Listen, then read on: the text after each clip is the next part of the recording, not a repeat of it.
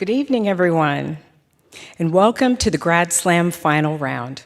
I am Dr. Janine Jones, Associate Vice Chancellor and Ann and Michael Tobes Graduate Dean.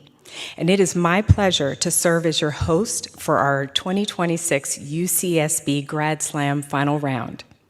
It's wonderful to see such a full room here to celebrate the incredible work of our graduate students. As you may have heard, Grad Slam challenges graduate students to present years of research in just 3 minutes. In those 3 minutes, they must explain what they do and why it matters. It's no small task, and I've been struck by the clarity, creativity, and passion of our students brought during the preliminary rounds. We're so glad you're here to be a part of Grad Slam today. Now, for our opening remarks, it is my great pleasure to introduce the 6th Chancellor of UCSB, Dr. Dennis Asanes.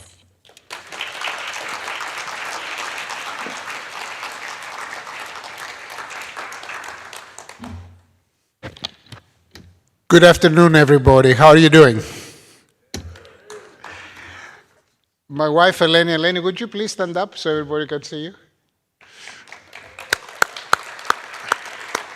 Eleni and I are so excited to be with you today. This is shaping to be an amazing day for us. First of all, it is our first Give Day, annual Give Day at UCSB, and today's Give Day is shaping up to be making records, all-time high records in all categories. And so the day is not even over yet. So if you have not given yet, please consider it. The second thing is we're thrilled to be with you for the Grand Slam finals.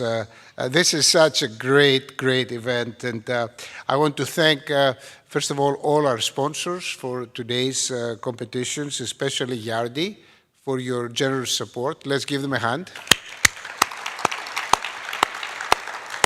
And I want to thank and recognize a very special person that we have with us in the audience, Ann Tobes, who has endowed the Dean's position. Janine Jones, Dr. Jones' position is endowed by Ann and her husband, Michael. Thank you. And of course, my thanks to our graduate dean, Janine Jones. You already heard from her. Let's give her another round of applause. And I would also like to thank a person who is truly responsible for the success of our graduate students who are competing today, and many more who didn't quite reach the semifinals, but they're all winners in our eyes. And this is our Professional Development Graduate Director, Anna Theogarayan. Anna. As well as our Graduate Division Professional Development Team for being champions of the Grand Slam competition. And of course, thank you to all our faculty and our staff who have worked so hard with our exceptional Grand Slam finalists and semifinalists.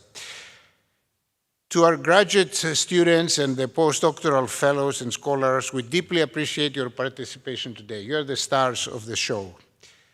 The art of presenting your research, as our dean said, everything you've done in 3, 4, 5, 6, 7 years, in 3 minutes, I mean, it's unbelievable, right? It's concise and compelling, and this is a critical skill, being able to give an elevator speech, to people and win them over. I think it's going to serve you very well in your professional life.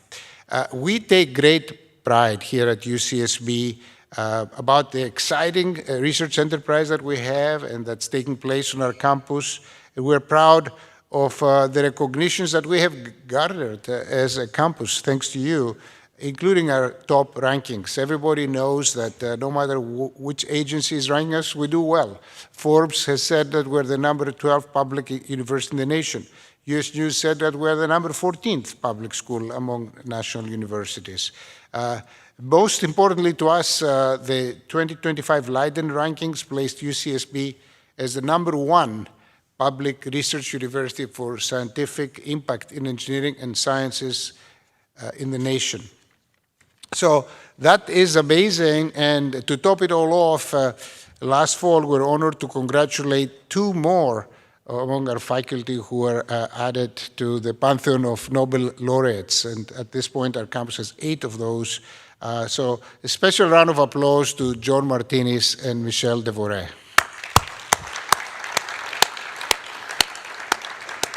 But of course, this is just the tip of the iceberg. We have so many of our faculty who receive accolades in their fields every year, being members of national academies in their fields, Pulitzer Prizes, MacArthur Genius Scholars, Oscar winners, and so many more. So again, we're very proud of our faculty because obviously those who have excellent faculty have around them fantastic graduate students and staff members who guide them in the research. And this is what you're going to evidence right now. So without any further ado, I would like to ask that we begin the show. So again, we're very excited to hear about the 6 semifinalists. And as I said, you're all winners in our eyes, but at the end of the day, there'll be only one.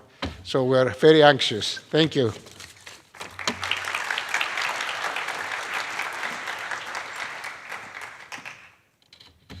Thank you, Chancellor. Our finalists tonight represent disciplines from all across campus and have advanced through highly competitive preliminary rounds, second chance rounds as well. Each finalist has already demonstrated an exceptional ability to communicate complex ideas with clarity and purpose, and tonight, in front of you, they'll take it even further. So let's get right to it. Please welcome our first presenter this afternoon, Ashley Diedenhofen, A Squid Waste Problem and Our Solution.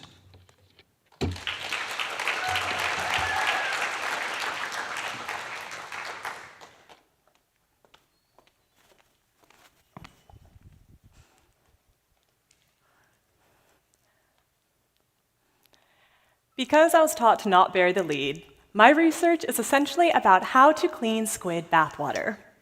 And how I got to that very glamorous question, I actually have to take you back 3 years to when I was living in the far north tippy top of New Zealand, where grocery stores were really far away, so I had a garden and we'd fish, and when we'd fillet the fish, we'd take the guts and the bones and some seaweed from the beach too, bury it in that garden, and then it would grow prolifically.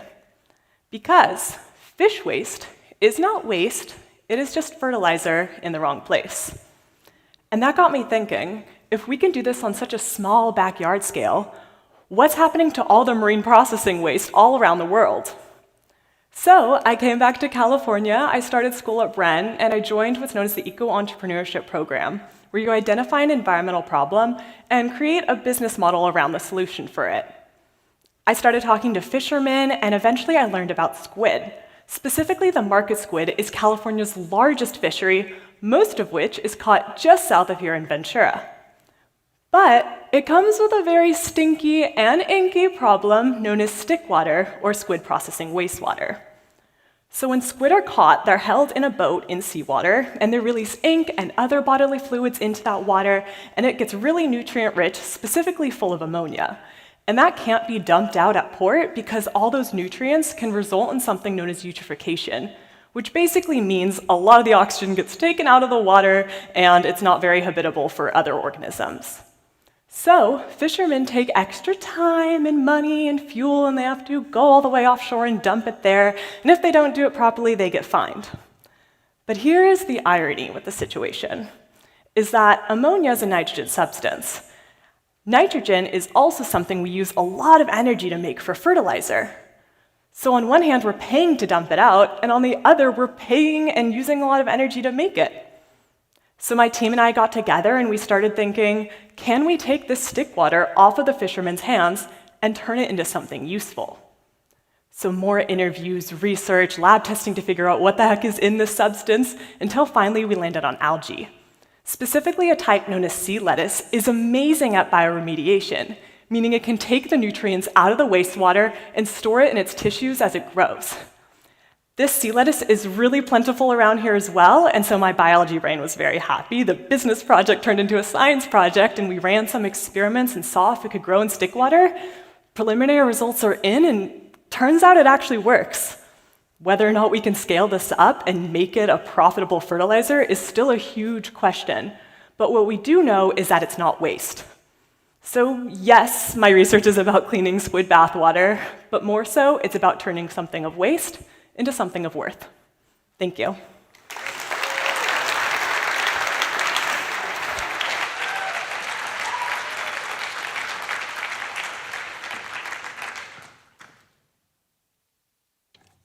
Thank you, Ashley. While our judges are entering scores, I'd like to take a moment to acknowledge them.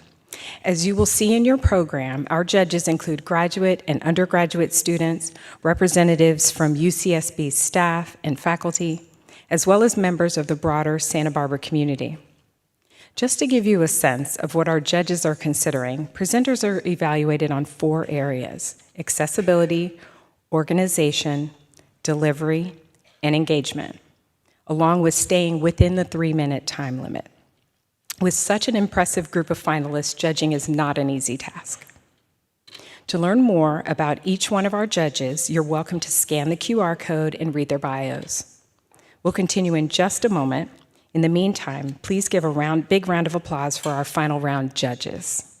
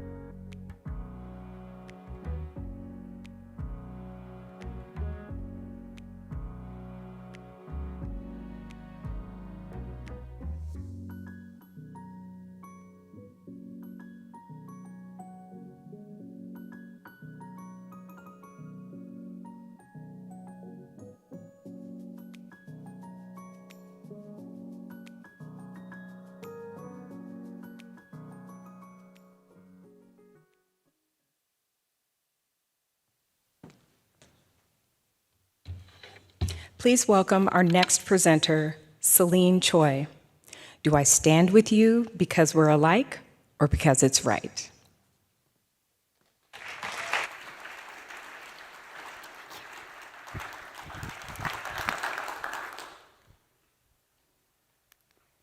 Black, brown, yellow, red. These are the words printed on a 1969 pamphlet at UC Berkeley, where different minority groups came together to pressure the university to establish the nation's first ethnic studies department. Moments like these are so inspiring, but they're also rare because different minority groups don't always like working together. But when they do, it's so powerful. So how can we make this thing that we call inter-minority solidarity more common? Well, one way to do it is through shared identity. When different minority groups feel like they're a part of something bigger, say people of color, they may feel more similar and more willing to work with each other. But that doesn't always work out. For example, Asian Americans and Latino Americans are both stereotyped as foreign, but Asian Americans are seen as having higher status and Latino Americans as having lower status. So like a big label like people of color can feel offensive, reductive, and can even backfire. So when identity doesn't work, what does? Well, when majority groups work with minority groups, they usually feel like that the issue at hand is strongly related to their moral values, and that motivates them to fight against injustice. So we know that morality works for majority groups. We don't know how that plays out in the inter-minority context. So this is what me and my team did. We investigated identity mechanisms and morality mechanisms and their effects on inter-minority solidarity from Asian Americans to Latino Americans. And because these two groups are similar yet different, there's a lot of room for experimental effects to occur. So we recruited a bunch of Asian Americans and asked them to read about the recent deportations of Latino Americans, framed in two different ways. One way is that it was framed as a shared issue that deportations affects both groups, and the other way that it was framed as a moral issue that deportations harms Latino communities.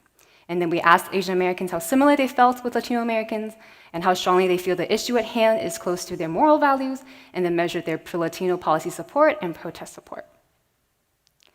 The results are a little surprising. Turns out the framing we thought would change things didn't really affect their shared identity, didn't really affect their moral values, and didn't really affect their pro-Latino policy support and protest support. But as we dug deeper into the data, we did find something important. Turns out Asian Americans' moral values are more strongly related to their pro-Latino support than their shared identity. In recent politics, there's a lot of talk about our identities, about who we are, who we ought to be. But perhaps what matters more is what we believe.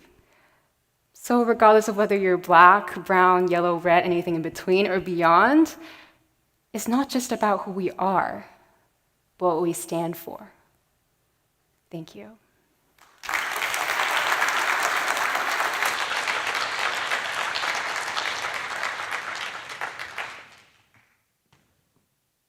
Thank you, Celine.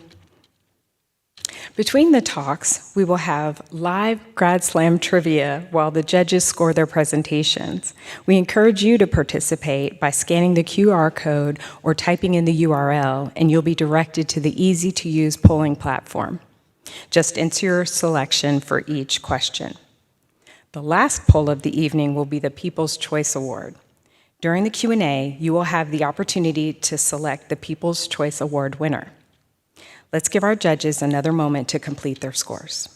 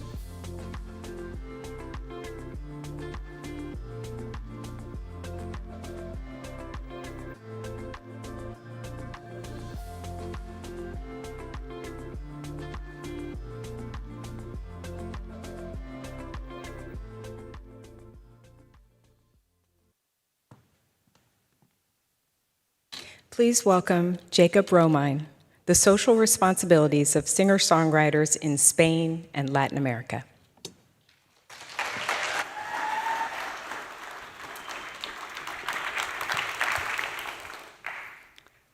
Thank you. The folk revival movements through Latin America and Spain in the mid-20th century were responses to abuses of systems and power. West of the Atlantic, the wounds of colonialism were still healing while internal struggles were compounded by North American imperialism. Music, in the context of dictatorial regimes, particularly folk music, created through an organic mixing of Native American, African, and European influences, was profoundly powerful. And Nueva Canción, or new song movements, created an international community of affect through a performative art. In my dissertation, I study 4 distinct contexts and to understand the different roles that songwriters play in society. In Chile, Violeta Parra was an influence to the generation that followed her. She traveled around her country in the 1950s, compiling music of the rural communities, and in the 70s and 80s during the Pinochet dictatorship, she had a major influence, and that was after her death in '67. In Spain, Joan Manuel Serrat helped redefine Spanish identity as a bilingual cantautor in the last decade of the Francisco Franco dictatorship.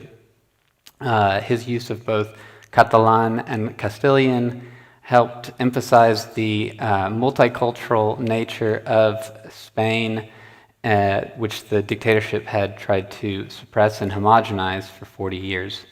In Nueva Trova Cubana, in opposition to the other Nueva Canción movements, artists were actually supported by their government, trained and educated by the new socialist government, and artists like Pablo Milanés and Silvio Rodriguez functioned both as proponents and critics of the revolution.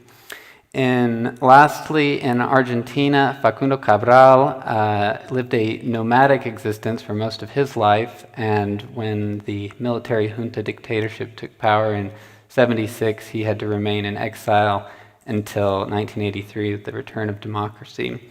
But his embodiment of this traveling troubadour resonated with political exiles around the world. And in these different ways, we see how songwriters brought about change and used a traditional language of folk music to talk about contemporary issues. Thank you.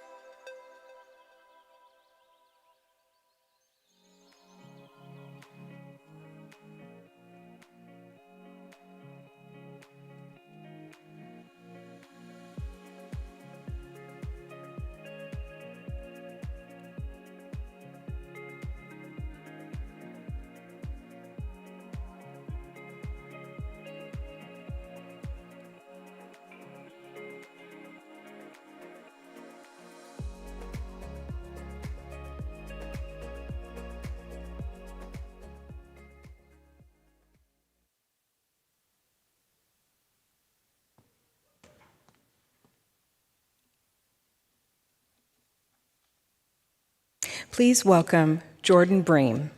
From 1960s relics to solid-state reliability, the NASACON Energy Grid.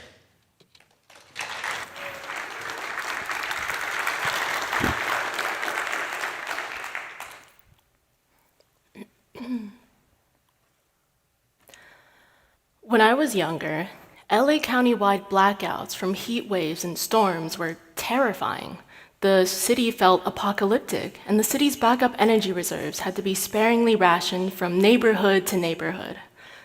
And I hated showering in the dark. While 70% of the US energy grid is reliant on primitive 1960s lithium-ion batteries made when landline telephones were revolutionary, these blackouts will continue to be an increasing event in our lifetimes. These legacy lithium-ion batteries have become increasingly unsafe and unsustainable. NASACON, short for sodium superionic conductors, are the natural solid-state successor. Like waves eroding our California coastlines, the lithium-ion electrolyte, or the liquid part of the battery, will erode away its surrounding packaging and spill onto the surrounding battery materials. This electrolyte is extremely flammable and can reach temperatures of up to half of the sun's surface temperature. NASACON sodium ions, however, are housed in a solid structure, meaning sodium ions will not spill out, making it significantly safer. In NASACON, the sodium ions are replacing lithium. Sodium is the sixth most abundant element in the Earth's crust, meaning that unsustainable methods of fracking for lithium are no longer necessary. In traditional lab spaces, a singular NASACON pellet can take up to 2 hours to make. To transition from this slow lab method to global production, I'm developing a tape casting method for NASACON. I start by taking NASACON powder and mixing it with additives such as binders and solvents in order to make a thick paint-like slurry. As the slurry moves through a conveyor belt, the doctor blade will spread the slurry into a thin sheet. By modifying parameters such as the slurry thickness or how fast the conveyor belt is moving, I can ensure that my sheet is very uniform, at which I'll then send it to a high-temperature furnace to burn off all of the additives and rearrange the atoms to make a solid, dense NASACON. This singular sheet can form tens to hundreds of NASACON electrolytes. By studying this high-efficiency tape casting method for NASACON, I can transition from lab-grown methods to global production of NASACON, revolutionizing our energy grid. Every single day, we are one step closer to a more safe and sustainable future with NASACON. This groundbreaking technology will one day power our local neighborhoods, ensuring decades of stable energy storage, a sustainable energy grid, and to ensure that no one ever needs to shower in the dark ever again. Thank you so much.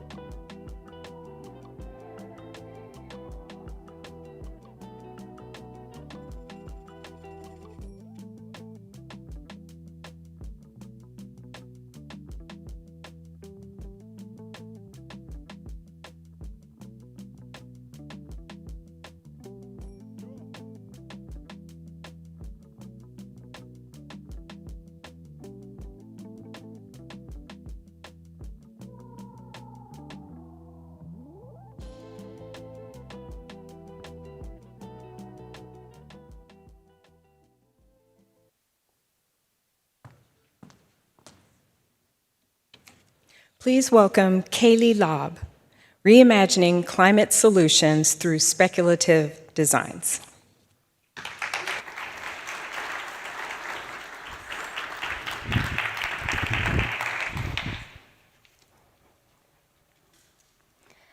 Imagine a community 10 years in the future where there are bionic trees engineered to reduce the risk of wildfires. Because let's say they were designed to store water and have sensors to detect fires before they spread. This is a future imagined by a 7th grader, a child who hopes to live in this version of the future when they're older. Now let's talk about how we got here.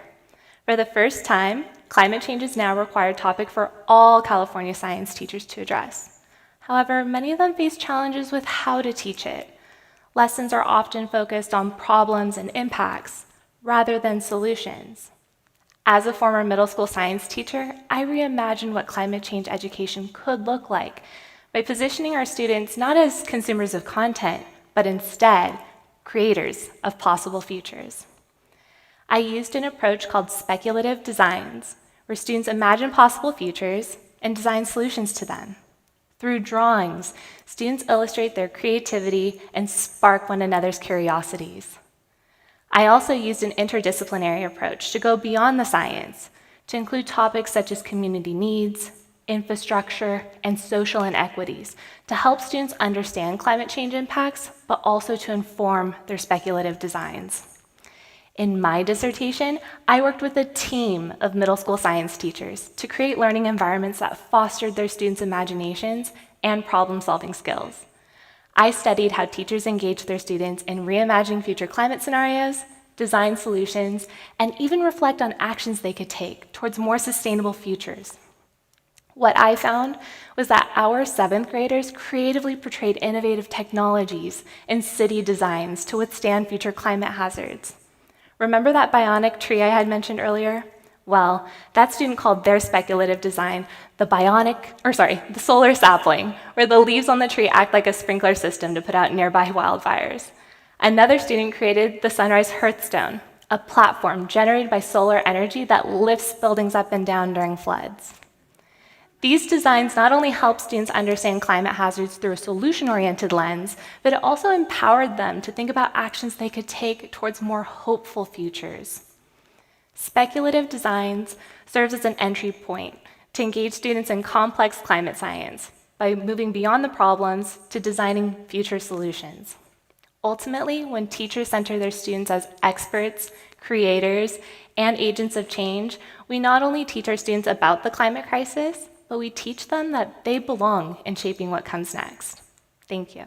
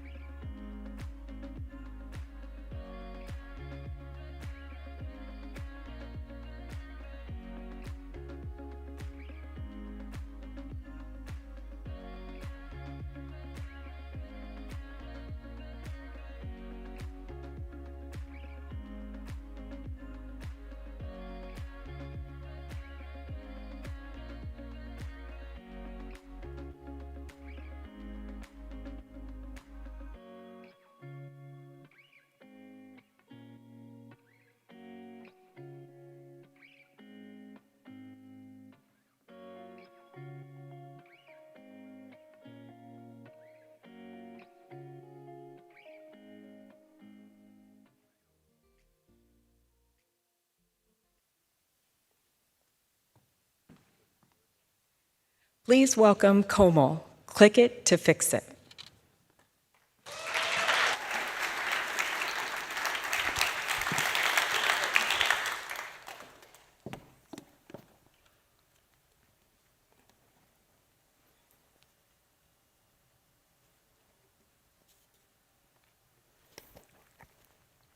This morning, I woke up and did what every Grad Slam presenter does, tried to look my best.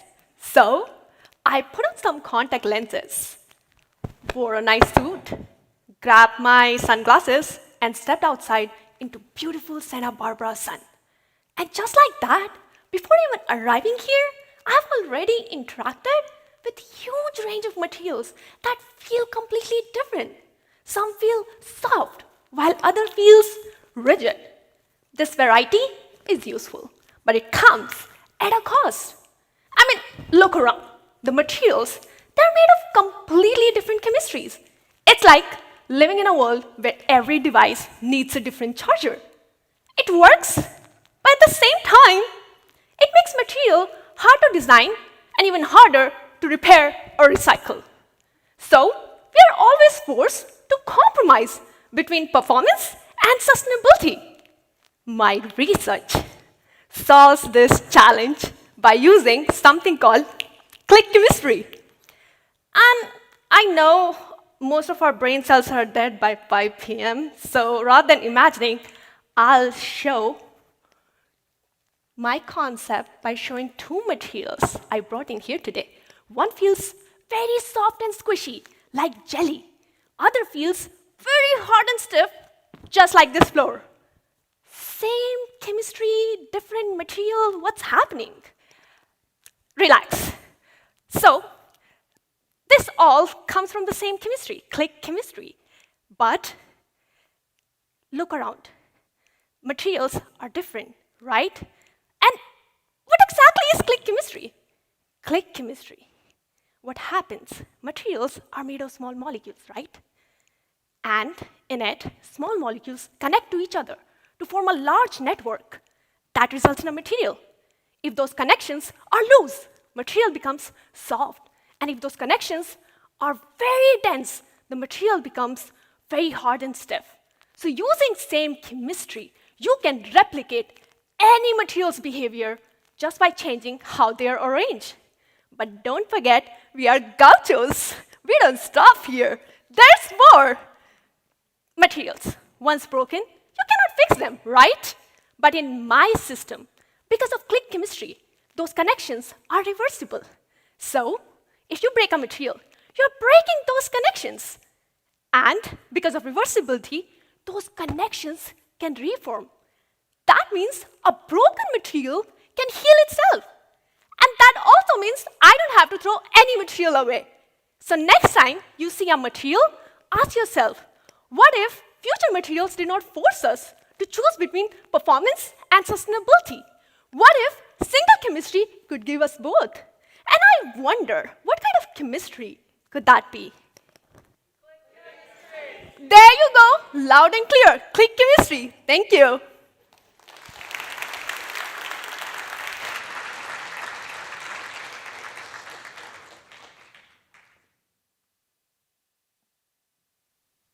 Thank you, Komal. As we move forward to the final portion of the program, we'd like to take a moment to acknowledge the many people who made tonight possible.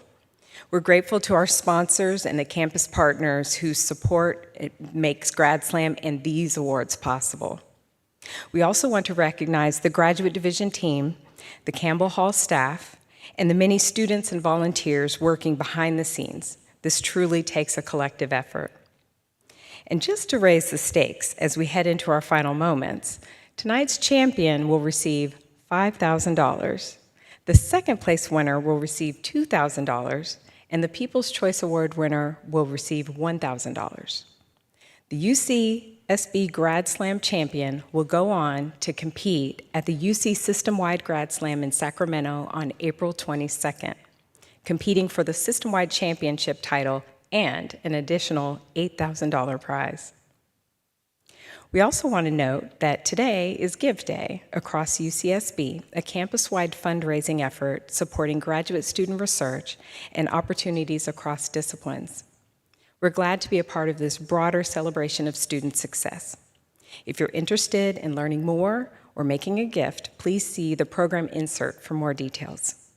We'll be ready to continue shortly.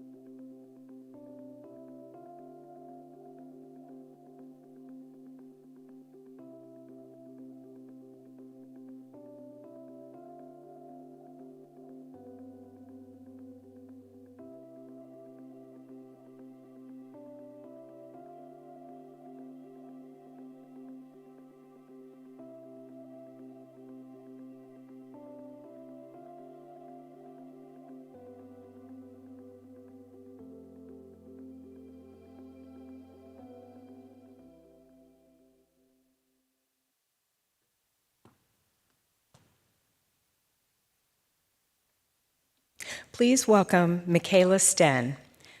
Carbon Collab, where should we grow seaweed to mitigate climate change?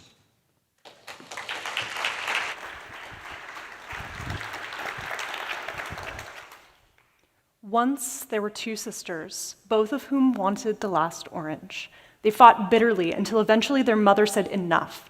She divided it in two, one for each, fair. But if the sisters had talked to one another, they would have realized that the eldest wanted the peel to make candy, and the youngest wanted the interior to eat. We can think of the ocean as being similar to the last orange. Everybody wants a slice, but our needs for it vary wildly, and we'll never know unless we talk to one another. In recent years, a new demand on the ocean has floated into the public consciousness. We could use it as a place to store carbon as a way to mitigate climate change. Now, with the recent fires in LA and our coasts eroding due to sea level rise, I don't need to stand here and convince you all that mitigating climate change matters. Enter a humble hero found here in Santa Barbara, giant kelp. The idea is you grow a farm of seaweed. As the seaweed grows, it takes up carbon from the ocean, which allows the ocean to take up carbon dioxide from the atmosphere. Seaweed is harvested, baled like hay, and sunk to the bottom. Unfortunately, to do this on scales that impact climate change, we need to grow farms the size of the state of Iowa, something that's never been done before. I study how we might do this practically. Imagine we're seaweed farmers. What do we need? Seaweed, like plants, needs light, nutrients, and space. We need to grow it on a structure. We need people to harvest it, boats to get there. It needs to be out of the way of shipping and fisheries and whales. And all of this needs to happen in places that are good at growing seaweed and efficient at storing carbon. Naturally, many of these needs conflict. Places that are good at growing seaweed are overlapping with fisheries. Places that are efficient at storing carbon are often in the middle of the ocean and difficult to get to by boat. So who decides what matters? Is it business? They have money invested and take on all the risk. As the farmers, they know what they need better than anybody. What of government, who are responsible for our coasts? If anything happens, they take on all the liability. What about the scientific community? We know the most efficient places in the ocean to store carbon. Who decides? Well, as a member of the scientific community, I can't nor should I tell you the right place in the ocean to store carbon with seaweed. What I can tell you is the right question. How do we divide the orange? Regardless of the answer, it's only when we work together, government, business, and the scientific community, that we can make fair decisions for our next great carbon collab. Thank you.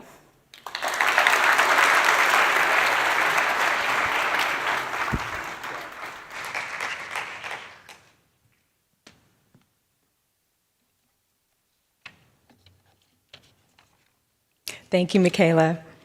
So let's have another round of applause for all of our incredible presenters.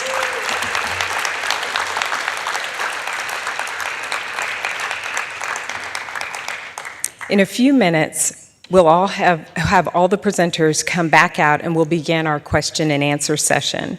In the meantime, we're officially opening our People's Choice voting poll. You'll have 10 minutes to cast your vote. To do so, please scan the QR code or enter the URL into your device's browser. I'm saying sorry in advance because I know it's a really hard choice to make. They were all really fabulous.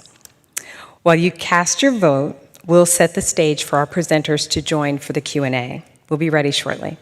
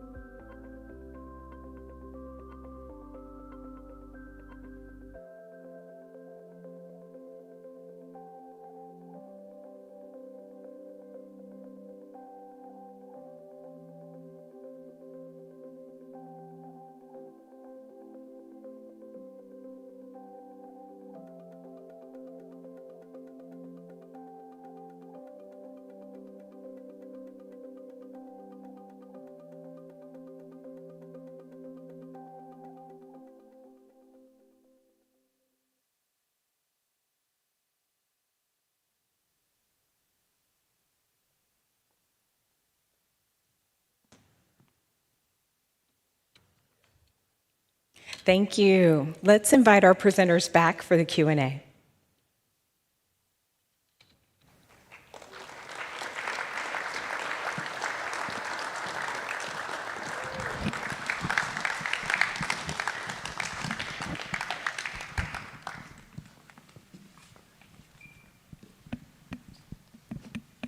So let me start with one question for everyone. If you had to describe your research in just 3 words, what would they be? Circular nutrient solutions. Identity, morality, solidarity. Songwriters' social functions. Solid state battery. Creative climate futures. Collect to fix. Ocean carbon storage. Nice, nice. Okay, so now I have a question for each one of you. So I'll go with you, Ashley. How might your research shape conversations beyond academia? I think beyond academia, well, before I was at Bren, I used to make videos about reducing food waste and how we could take our food scraps and turn them into something useful. Yeah. And so I think just the concept of trying to do something with our waste, not treating it just as something we throw in the trash, can be applicable to day-to-day life for anyone. So whether it's food waste, plastic waste, there's a lot of different ways that we can use it and not throw it out. As you showed us. Thank you. Yeah. Okay, Celine, how about you? Hi. What's one small way someone in the audience could engage with or support your work? First of all, the obvious thing is gift day. So if you like my work, then I'm under psych and brain sciences, under social psych, so please donate. The other more imminent thing, I guess, is the National Science Foundation just got its next year budget cut for the social sciences. So if you care about what we do and what my colleagues do, make sure to tell your senators and your congresspeople to vote to get our budget back. So yeah. Thanks, Celine.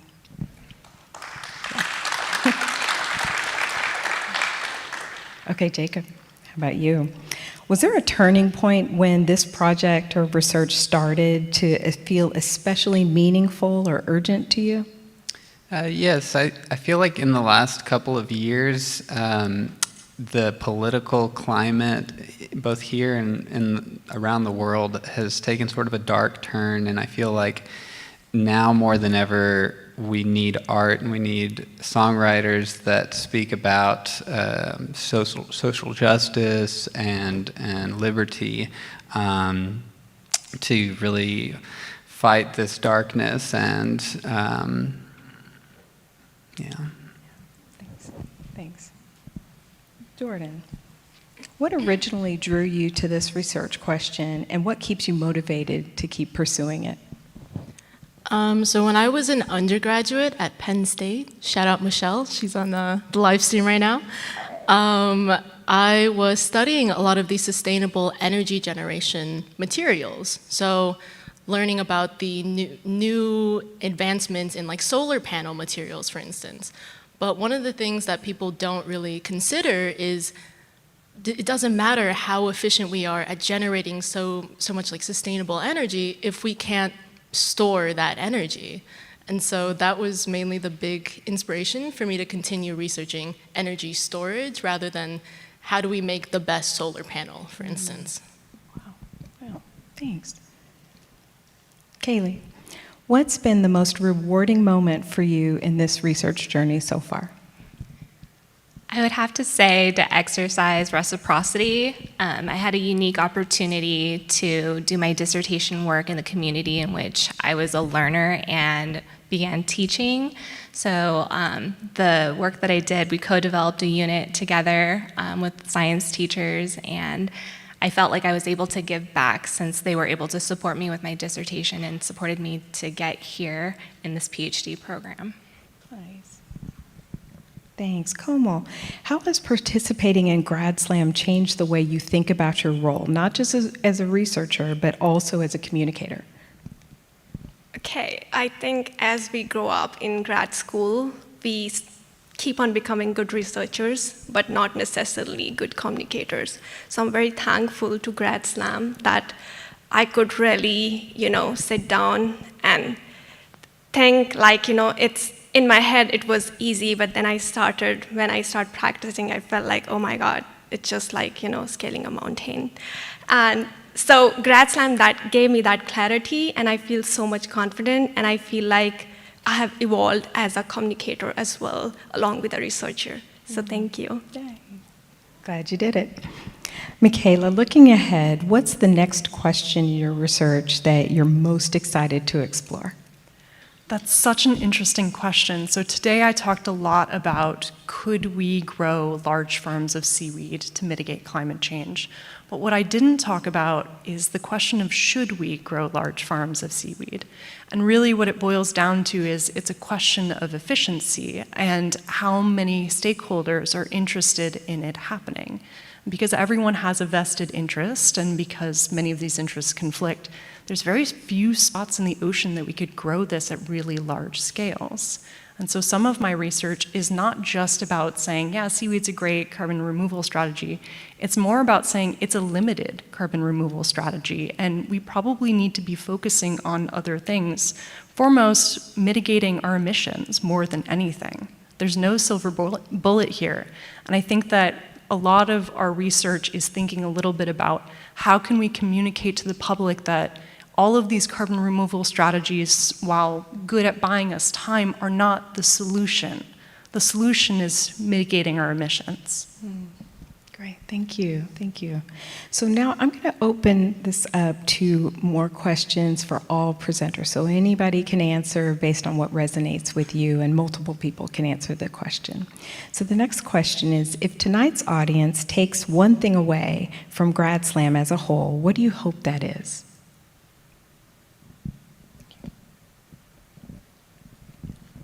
That no matter what happens today, we all are winners, and we learn something new from each other and also from our audience. Yeah. Nice.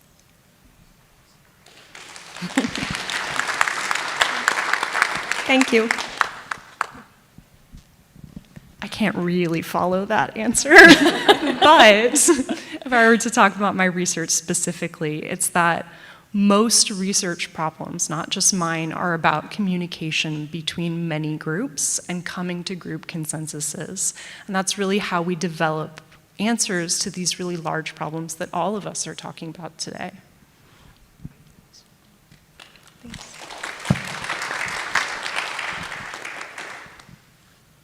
What else? Okay, for anyone, what do you think is the most surprising result of your research?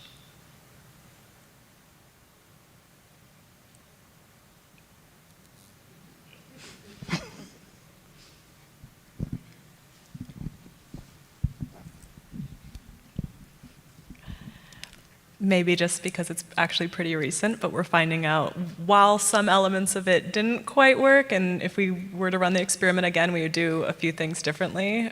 We got the algae tissue samples back after doing some lab testing only a few weeks ago, and seeing not only that it did take up nitrogen, but how much it took up nitrogen was like super, super exciting. There's pictures of us also like holding the bags of algae, being like, look at how much bigger it is, and it's like so nerdy, but I love it.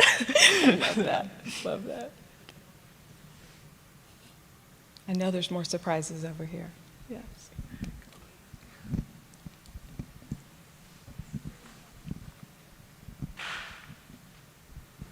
I'm a yapper, I can answer. So I work with seaweed, and I think that what is maybe intuitive but surprising is if you've ever walked on the beach, the seaweed gets stinky instantly, really fast. It has really short timescales.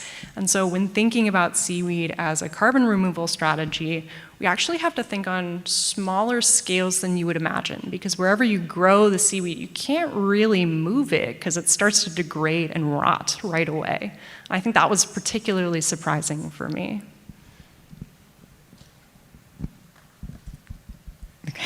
Nice. Okay, thank you all for sharing your insights with us this evening. Finalists will invite you back shortly for the awards. And to the audience, this concludes the Q&A, and the People's Choice voting is now closed. We'll take a brief moment to prepare for the final awards.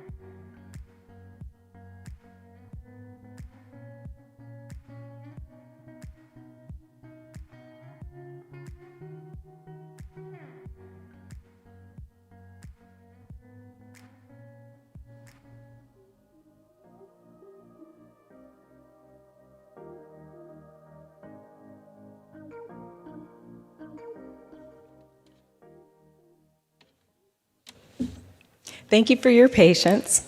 Now I'd like to invite Dr. Robert Ham, Assistant Graduate Dean and Chief of Staff, to present the awards to our finalists.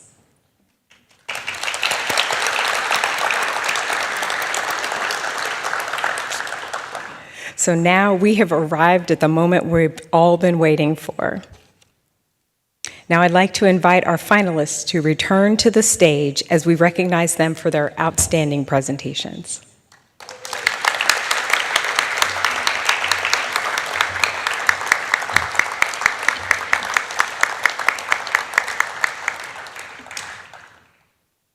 As I announce each winner, please step forward to receive your award from Robert. We'll ask all finalists to remain on stage for the group photo at the end. Now, the finalist chosen by the audience for the People's Choice Award is Jordan Bream.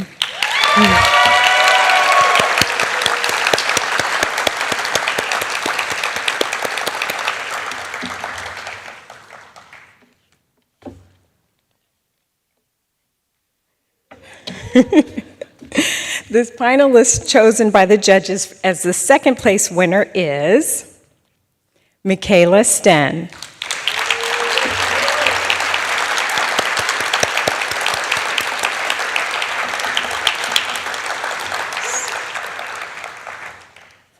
The finalist selected to be the 2026 UCSB Grad Slam champion is Kaylee Lobb.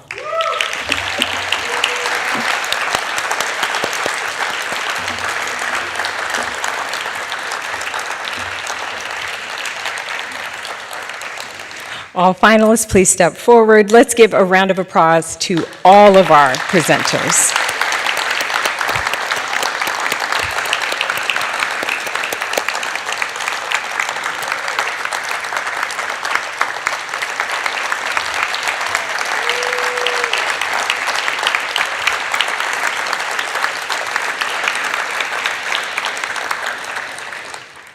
Wow, what an exciting event. Congratulations to all of our finalists. You've truly made this an exceptional afternoon. Let's give them one more round of applause.